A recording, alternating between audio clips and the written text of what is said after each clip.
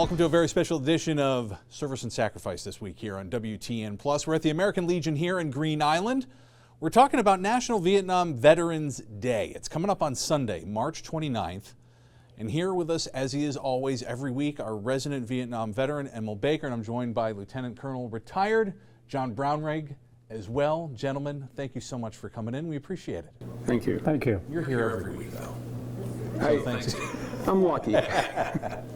Thank you for your service. So we're talking about National Vietnam Veterans Day, coming up on Sunday. Now, this was a day that was first put forward by President Obama back in 2012. And we'll talk more about that in a second. But what I want to talk about with you both is your service. Why you chose to join. Emil, you enlisted. John, you joined ROTC while you were at Cornell. Yes. So talk to me about that decision and why you decided to join the Reserve Officers Training Corps. It was a fairly simple decision. I had a draft number of 17 in Albany County, and they were drafting the first 300. So it was either accept the scholarship to Cornell and go for 4 years and think that it was going to be over in 4 years. But that was incorrect, but that's how I made that quote-unquote decision. I was either going to get drafted or go on to college. And Emil, you and I have talked a little bit about that before. For you, it's a similar situation for you. I would have eventually probably been drafted, and the treatment of an enlisted person who volunteered was better in the military, and I heard that.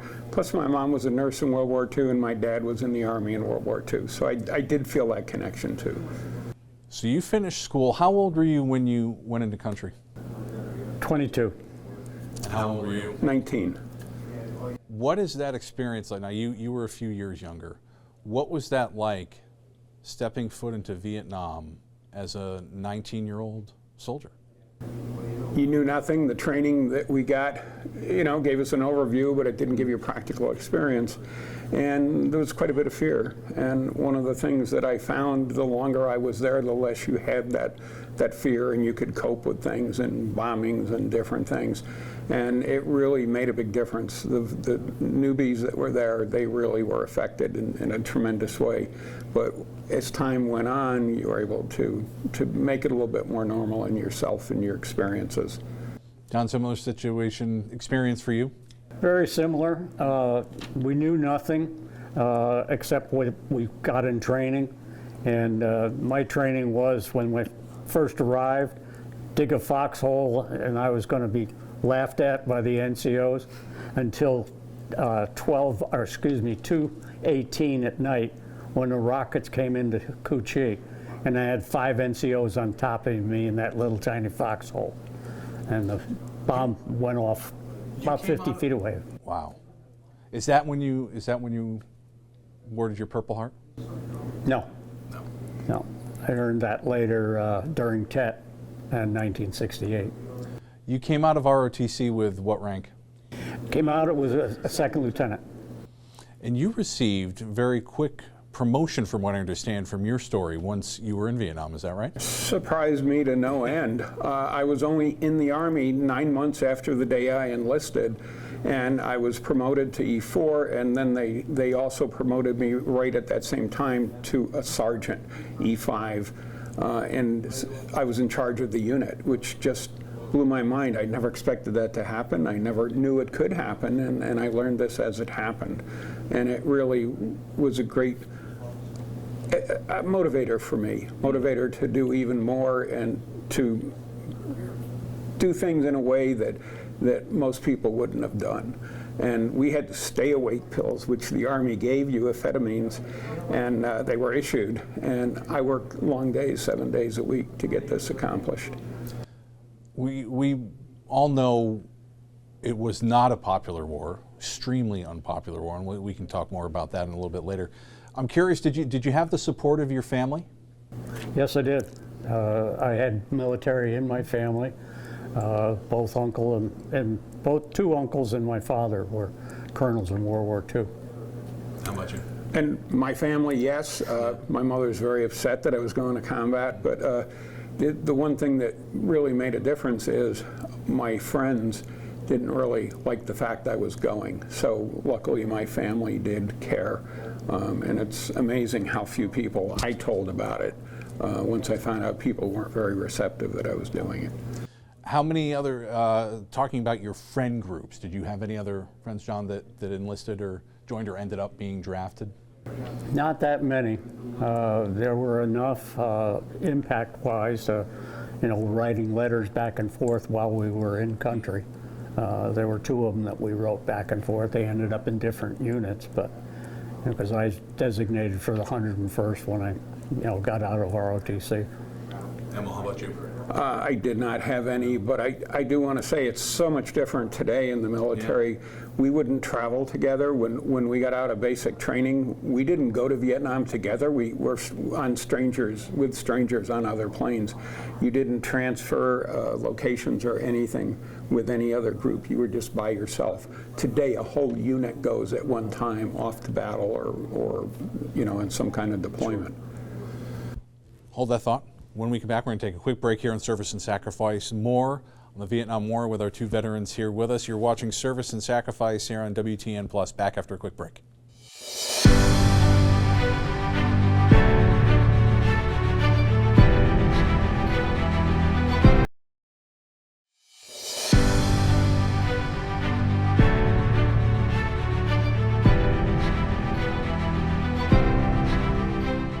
Welcome back to Service and Sacrifice here on WTN Plus. We're in the American Legion here in Green Island for this special edition, talking about National Vietnam Veterans Day, which is coming up this weekend on Sunday the 29th. Emil and John here with us, both in Vietnam. Now, this was a war that officially, John, you said when you went into ROTC in college, thought was maybe in 4 years, it'd be over, and you wouldn't have to worry about heading over there. But officially, according to the VA, February of 61 to May of 75 was the Vietnam War. Nearly 9 million active duty military during that time period. Roughly 3 million, 2.7 million actually served in country, and more than 58,000 were lost. I'd like to talk a little bit more about your time in Vietnam. You were awarded a Purple Heart, and you had mentioned earlier that was during what was known as the Tet Offensive, correct? Yes. What happened? How were you injured? I was injured in the Tet Offensive. The Tet Offensive went from about February 10th of 68 to a little after June 1st of 68. That's when the North Vietnamese made a large incursion into Vietnam, and my unit was up in what they call I Corps, up near the border.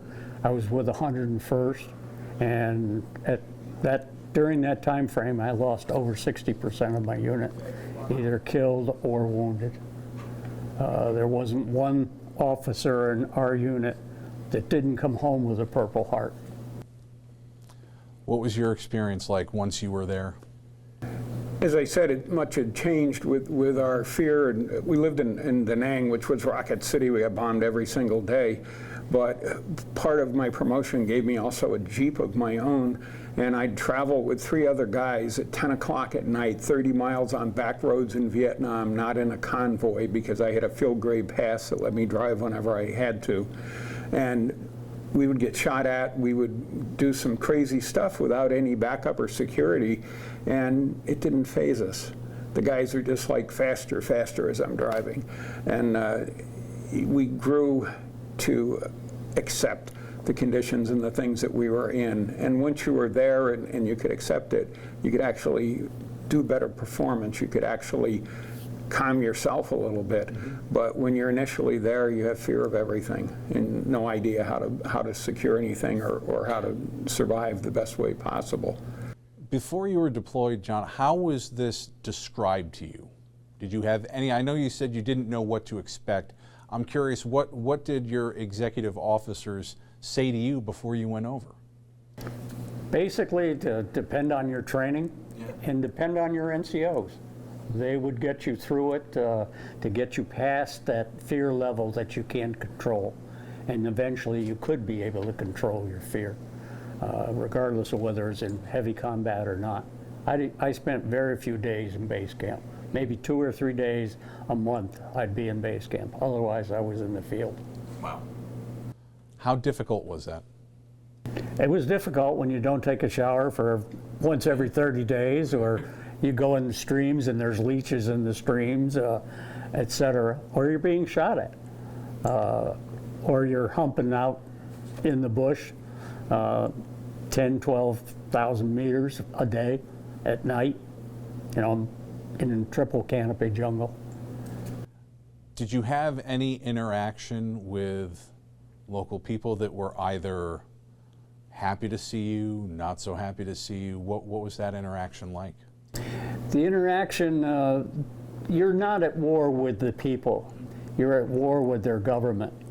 And the people were, you had some interaction, some of it was extremely good, and you could help them either through what they call med caps or dent caps, dental programs or mental programs, such that they could take care of themselves. We actually delivered babies at one point in time. Jeez. And living up my second tour, living up in the mountains with the mountain yards, I was a mountain yard advisor.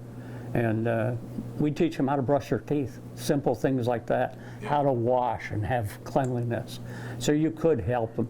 But on the other side of the fence, maybe 50% of them were actually Viet Cong. So you did 2 tours? Yeah, I did 2 tours. So you were actually there, you actually came home and then went back? Yes. Emil, were you there once or twice? Just once. It was getting near the end, and so they were withdrawing a lot of people and a lot of equipment. They knew they were going to leave, and they wanted to get the equipment out of there, which was a smart thing to do. How difficult was that to come home? How long were you home before you headed back on the second tour? I was only home about 7 months. I went to Monterey to the language school, and then went back as a Vietnamese advisor to a Ranger battalion. And when you went, were you promoted at all while you're away, or? I made it to first lieutenant the second time back, and by the time I came back the second time, I'd been promoted to captain. We're going to get into a little bit. We're coming up on our time here for this segment, but when we come back, I want to talk about what the ultimate homecoming was like, because we know how difficult that was. You're watching Service and Sacrifice here on WTN+.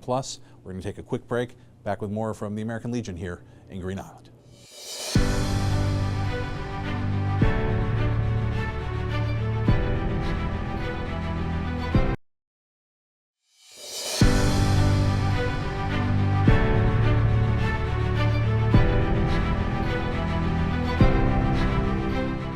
Welcome back to Service and Sacrifice. Very special episode this week here on WTEN+. We're recording this episode here in the American Legion in Green Island. We're talking about Vietnam veterans, their National Day, which is coming up this Sunday, March 29th. Gentlemen, coming home. Emil, I've read your story. You've shared your story. Extremely difficult. We all know, unfortunately, how awful it was for everybody when they came home. And the hate that existed and was directed towards all of you. Can you talk a little bit about your experience returning from Vietnam? Well, I went to the Army Reserves when I got back and did a year there, seeing if that would be better. But I was offered to be an officer twice. When I was in the active duty Army, I was given a Bronze Star, and they said, you should have a career with the military. And I love that idea. They put me in San Francisco in the military headquarters out there, and the people were so bad. They started this agitation in my own stomach. I started to hate myself and to hate what I did and to think I did something terribly wrong. That's how they presented it to all of us. And then I went into the reserves, and it was just as bad. I was here in Albany in the Army Reserves, and the people that were there because they didn't want to go to Vietnam, so they joined the Army Reserves and thought they'd be safe and working out of Albany. And they were kind of hateful of us and anybody that had been there. So what I really did is hid my military in my life that I had. And many people I met and knew for 20, 30 years at work and other places never even knew I was in the military. That's how we had to keep it quiet, because you were just hated. You got out, you tried to go to school, correct? Yes. And then even there, you were disappointed. I went to Hudson Valley. I started the class, and I was talking to one guy, and I said, yeah, I was in Vietnam, don't tell people. he told people, and within a couple of days, everybody knew, and everybody hated me. I was the baby killer, and they hated the thought of being around me. So I just quit college, and I never went back to college the rest of my life. John, did you have a similar experience once you were finally home? My first tour, when I came home, I had to come out with a private aircraft and flew commercial home and flew into San Francisco with my uniform on. I had no concept that they didn't want to see uniforms anywhere. And a lady came up to me and threw ketchup all over my uniform. And fortunately, a waitress grabbed my uniform, cleaned it up, and fed me. And that was the start of going home. And fortunately, when I went home, I had loving parents that re-embraced me back as their son. But when I went to get a job, I didn't talk about it at all. I didn't talk about it for almost 35 years, almost 40 years, and just left it as a part of my life, but let's keep it quiet. It wasn't until I returned to Vietnam 16 years ago on a full tour and actually traveled the area that I had been in Vietnam and had met my old interpreter, who had survived the encampment and, quote, re-education camps that we sat down and talked. I actually offered to bring him back to the United States, and he says, your country is just as bad problems as my country, and I have to stay with my country. But he worked as a barber, and he was one of probably 25% of the interpreters who survived. Wow. How fulfilling was that for you? Extremely. Awesome. Disappointing that he wouldn't come home with me, but it was very assuring that he was staying with his own country and rebuilding his old country, because it's a beautiful country now, that it's not blackened by war and decimated by fire and bombardments and whatnot. So you tried to go to school, that didn't work, you ended up leaving, but you ended up getting back into the service how? Ultimately, right? After that? Well, recently, the last 8 years, volunteering with the Department of Defense, and I'm in charge of all the Guard and reservists in New York State with their interactions with their employers and their military life balancing with their civilian life, and that's been great for me. It fills my heart every time I get to work with these military people. What are you hearing from the newer veterans today who have come home from campaigns in Iraq and Afghanistan? What has their experience been like? They're finding acceptance. They're finding that people actually want to recognize what they did and consider it a good thing. And when I tell them some of the stories and how we were treated, a lot of them hadn't heard about it and were very much surprised. And believe me, that I'm so happy that these folks are well treated. I'm going to tell you a real quick one that they came out with the Vietnam Veteran Plate, and I thought things were good enough in the 90s that would work okay to have a license plate like that. I had a beater car and a nice car. I put it on the beater car because I thought people would key up my car when they saw that plate on it.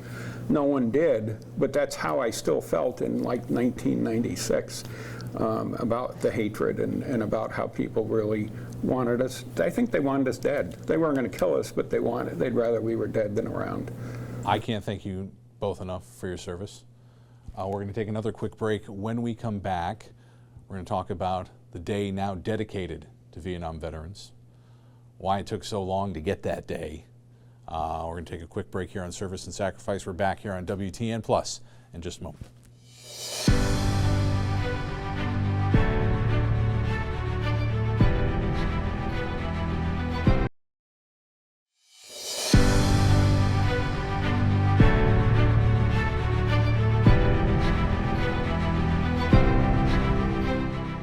Welcome back one last time to Service and Sacrifice here on WTN Plus, the American Legion here in Green Island, as we're talking about National Vietnam Veterans Day coming up this weekend on Sunday, March 29th, as it is recognized each and every year.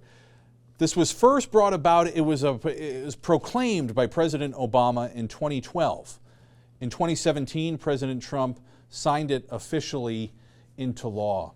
What does it mean to you both to know that Vietnam veterans have this day now recognized? And Emma, I'll start with you. Why do you think it took so long to get that day officially recognized? I think much of the world didn't appreciate or understand how we felt and how we were treated. I think it had to be taught to a lot of people to here's the problem, here's how we're going to address it, and here's how we want to recognize those people. And when that started to happen, there were many Vietnam veterans who rather not have been talked to about it, never wanted to mention it again. But I think once it started and became a known policy and recognition and appreciation of what we did, that made a difference in here. That made us feel like we did do something decent and good. So March 29th, 1973, it's been 56 years since the troops were started being pulled out of Vietnam. How does it feel for you, John, knowing that you have this day now that recognizes what you did, what you volunteered to do? It's a warm feeling, but at the same time, it's an isolated feeling. You're still isolated because you still weren't accepted. And it's now just getting the acceptance when probably a third or half of us are already past. You know, what about the rest of our brothers that lost their lives before that recognition came? And I just hope the current generation of veterans don't take the approach that we did, where we went into a shelter and shrunk into our own lives and didn't express what our service was from that standpoint. The young veteran needs to get out and visit the VA to make sure that he's being well cared for. Visit the community to teach the kids. When I first came back from Vietnam as a civilian, I actually went to the high schools and taught a class, an hour-long class on a PowerPoint about Vietnam. The kids knew nothing about Vietnam and nothing was on the Regents. And this is, you know, way back in, at the time, what would be 73, you know, and it was fun to do that and to express it. But the young veteran has to get out and express those same thoughts of what the military really means. Right, and it's hard, you know, we talk about a lot readjustment, getting out of the military, coming back home, and readjusting to that life, and sometimes not having that person to talk to, and maybe even taking advantage of places like this, right? Your local American Legion, your local VFW. Get out and meet with your fellow veterans and talk about it, right? Because it makes it easier. Now they do have that opportunity. Now they're buddies, if you will. I personally went to a VFW post in the mid-'70s, and I went in and bought a beer, and I sat down, and a World War II vet came over, and he said, what are you doing here? And I said, I just got back from Vietnam, and I wanted to see about this place. I came in and got a beer here. He said, you weren't in a war. You can't join here. And I chugged my beer, and I left, and never had another thing to do with the VFW again. So it was a whole different thing. There wasn't that ability to interact or find the people that you were with. And now the opportunity is there. And I would wish more of them would get involved with these different legions and VFWs and join. And because of Vietnam, and because the VA started to see how difficult it was for people to start to readjust, correct me if I'm wrong, they created vet centers.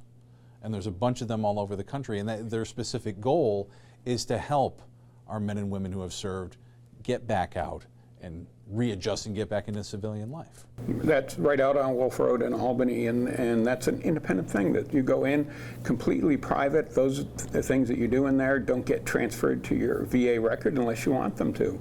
And that's just there to help you, to make you think in a new, fresh way, and to get you connected with life again and resources. So I think it's a wonderful thing. And the VA is great. I volunteer there, and I find that once you go in there, you're enlightened at so many things that really will help you.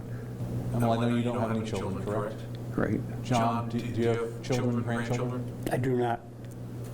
What would you say to families these days, children who had parents who served or grandparents who served, who feel that calling to go and serve? Is there anything that would give you pause to tell them no?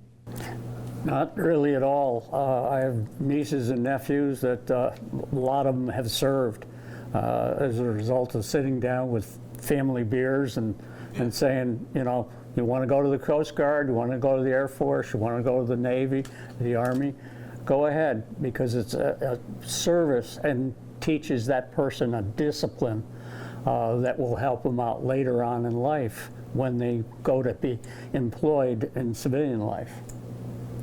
And the longevity of the enlistments now, people aren't leaving in 2 years, and are enlisting for 2 years and then walking out. They're staying, and they see the benefits, but they also love the career that they have and the challenge. And I think it's a little bit different, and certainly now that the forces not draft people, it's all volunteers, there's a more positive attitude in there. Thank you both again. Emil, I'll see you next week. John, thank you so much for doing this. I really appreciate it. Again, Sunday, the 29th, National Vietnam Veterans Day. You got a flag, you haven't been hanging, get it out on the front porch.